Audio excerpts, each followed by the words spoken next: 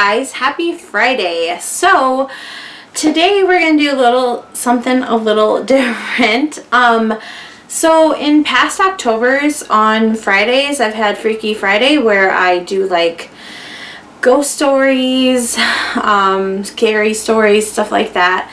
And this year I thought I would do it a little different where I tell you guys ghost stories and scary stories from my where I live. So if you don't know, I live in South Dakota, which is not like, you know, as far as mainstream or like a lot of YouTube, South Dakota doesn't exist for a lot of people.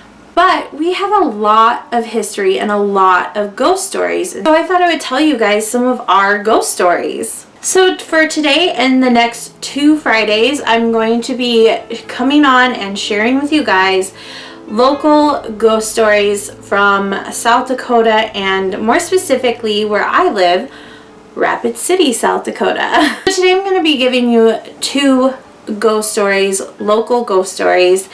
The first one takes place right here in Rapid City, South Dakota, where I live. I'm going to be telling you first about Hooky Jack. So downtown Rapid City, it's maybe 3 or 4 miles from where I currently live. There are these 3 blocks with all haunted things on them. So first up you have the Alex Johnson, which if you haven't heard of it, famously haunted. The next block over you have the Elks Theater, which is a movie theater that is very haunted and very old.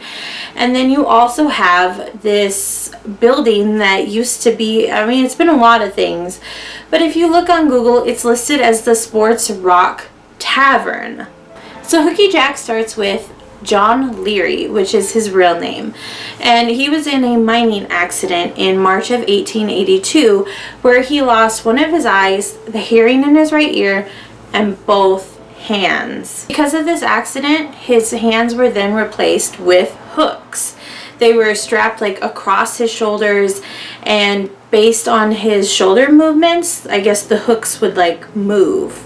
So after this mining accident in 1882, John Leary, or Hooky Jack as he became known, as like a nickname, became a night watchman for Rapid City. And he would patrol around at night, just making sure everything was safe, checking doors, making sure that, you know, no one was up to any bad business. But if there wasn't, he would alert the police. Unfortunately for John Leary, or Hooky Jack, I mean, his life was nothing but awful and tragic. So he had his accident in which he lost an eye and his hands. It's not specified how, but all 3 of his children died. And then his wife ended up in the asylum in Yankton, South Dakota. Hooky Jack didn't have a great life after this happened. He was still a night watchman, but he'd been accused of pickpocketing, and there's just quite a few years where he's unaccounted for. And then finally in November of 1926, John Leary was hit and killed by a car in downtown Rapid.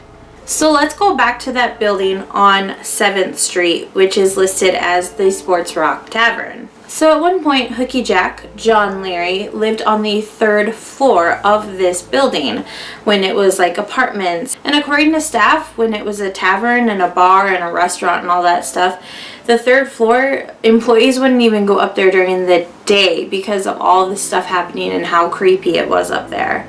A lot of staff will claim that Hooky Jack never left and is still residing there. So security camera footage has captured floating orbs, lights going on and off when no one is in the building. Customers and employees have reported seeing pool balls move around on the table, hearing footsteps above them, and watching tables and chairs getting moved by themselves. They've also reported disembodied voices at night, and some bartenders have even said they've seen Hooky Jack walk up to the bar as if he's going to order a drink and then disappear. And he has also been seen like standing in front of the glass on the front doors looking out. So a lot of people just think that Hooky Jack has remain in the building, like he's still protecting it.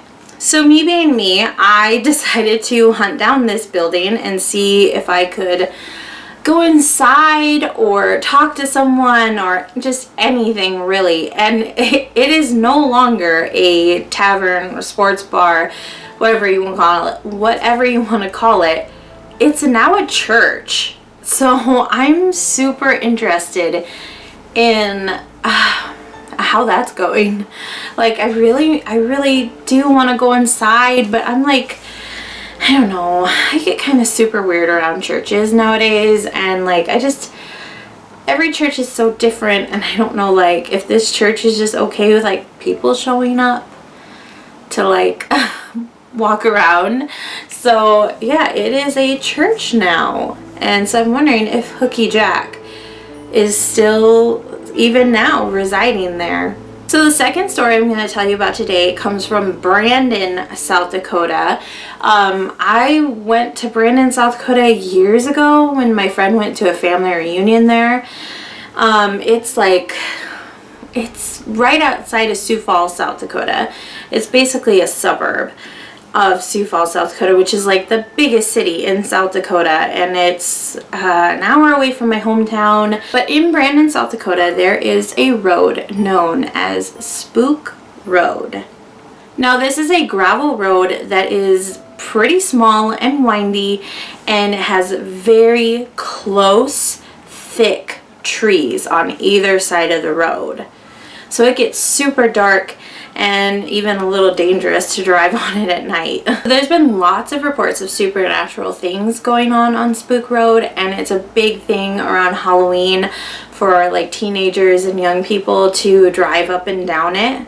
So a big thing is that years ago, supposedly, a young girl hung herself on one of the bridges that you go over on this road, and there's also been reports of quite a few people hanging themselves on this road.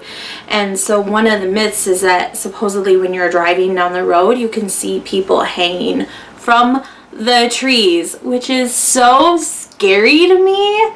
Like, that is some terrifying imagery right there. So what you're supposed to do on Spook Road is drive down it at night.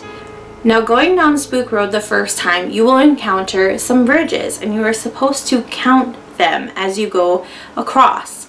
Supposedly, on the first time down Spook Road, you will count 5 bridges. You will come to a dead end and turn around. Now on your way back, supposedly, you'll only count 4 bridges, and if that happens, you're in trouble, because supposedly you'll see people, you'll feel like you're being watched, ghosts will appear like on the side of the road.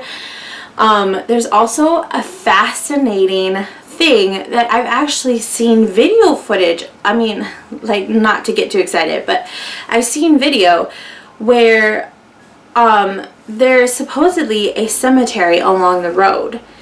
And I watched a guy drive, like he uploaded a video on YouTube, and he drove down Spook Road in the middle of the day.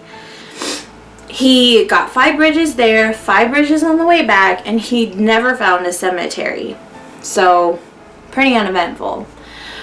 But then I also watched this other channel where they drove down it at night and they found the cemetery.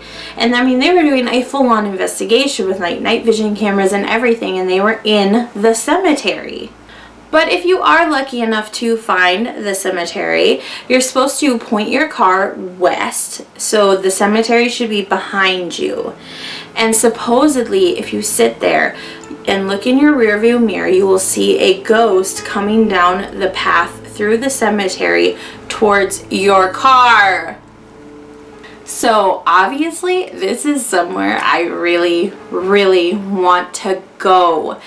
I would love to drive down Spook Road, but I mean, I think I'd probably have to do it by myself, because I don't know if you guys remember the video where Shayna and I went to Dark Canyon Road, which is literally like a mile up from my apartment.